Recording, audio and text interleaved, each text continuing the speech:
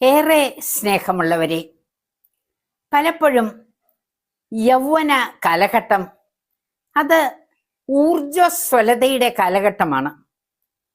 പലരും വിശ്വാസത്തിൽ നിന്ന് അകന്നു പോകാനും ഈ മാനുഷിക ചിന്താഗതി കാരണമാകും.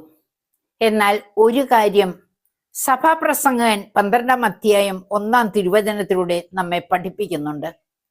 ഒന്നിലും സന്തോഷം തോന്നുന്നില്ല എന്ന് നിങ്ങൾ കരുതുന്ന ദുർദിനങ്ങളും വർഷങ്ങളും ആഗമിക്കും മുമ്പ് യൗവനകാലത്ത് സൃഷ്ടാവിനെ സ്മരിക്കുക.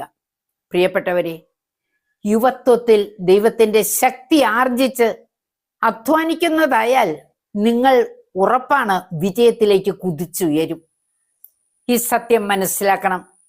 യൗവനകാലം വരുമ്പോൾ രോഗങ്ങളും മറ്റു പരാധീനതകളും അലട്ടുമ്പോൾ ദൈവമേ എന്ന് വിളിക്കാൻ ചിലപ്പോൾ നമുക്ക് സാധിച്ചില്ല എന്ന് വരും. അതുകൊണ്ട് തന്നെ യുവത്വത്തിൽ തന്നെ സൃഷ്ടാവിനെ അനുസ്മരിക്കുക, അവിടത്തോട് കൂടി ജീവിതം ക്രമീകരിക്കുക. എല്ലാവർക്കും വിജയം ഉറപ്പാണ്. ആമേൻ.